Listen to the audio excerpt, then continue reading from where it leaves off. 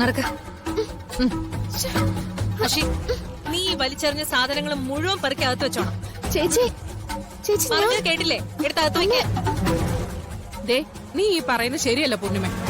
ഇത്രയും നാള് നീ ഇവരെ സപ്പോർട്ട് ചെയ്തു. മനസ്സുകൊണ്ട് താല്പര്യമില്ലെങ്കിലും ഞാനും അത് സഹിച്ചു. ദേ, ഇനി അത് നടക്കില്ല. അശി, നിന്നോട് പറഞ്ഞു കേട്ടില്ലേ? ദുർഗയുടെ സാധനങ്ങളൊക്കെ പെറുക്കി അകത്ത് വെക്കാൻ. പൂർണിമ, നീ എന്താ എന്നെ കളിയാക്കുവാണോ? ഞാൻ പറഞ്ഞൊന്നും നീ കേട്ടില്ലേ? എനിക്ക് ചെറിയമ്മയുടെ ഒന്നും പറയാനില്ല. അശി പറയുന്ന കേൾക്കുന്നുണ്ടോ ഇല്ലയോ? അപ്പൊ ഈ വീട്ടിൽ എന്നെക്കാളും വലുത് ഇവരാണെന്നാണോ ചേച്ചി പറയുന്നേ? എന്താ പ്രശ്നം തീർന്നില്ലേ? ഇപ്പോഴെങ്കിലും വാതർന്ന് എന്തേലും പറഞ്ഞൂടെ? പൂർണിമ എന്ത് പറഞ്ഞാലും അതിനൊരു ശരിയുണ്ടാവും.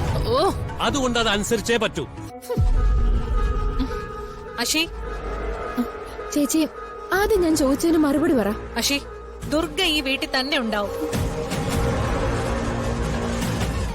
കിരണു ഈ വീട്ടിലുണ്ടാവും. ഇത് പൂർണിമയുടെ തീരുമാനമാണ്.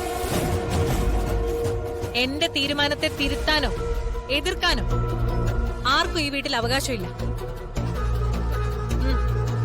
സാധനങ്ങൾ എല്ലായിടത്തും പഴയ പോലെ വെച്ചേ. അശി, ഞാൻ പറയുന്നത് നീ കേൾക്കുന്നുണ്ടോ?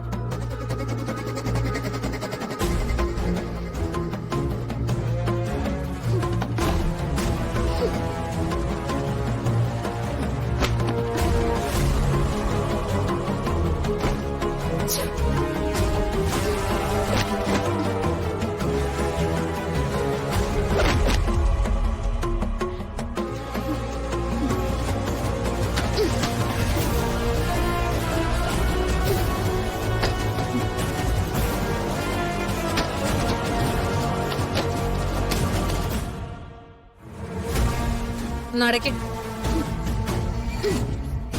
ഇനി ഇതേക്കുറിച്ച് ഇവിടെ ഒരു സംസാരം ഉണ്ടാവരുത്. എല്ലാരും പോയി അവരവരുടെ കാര്യം നോക്കാൻ നോക്കി.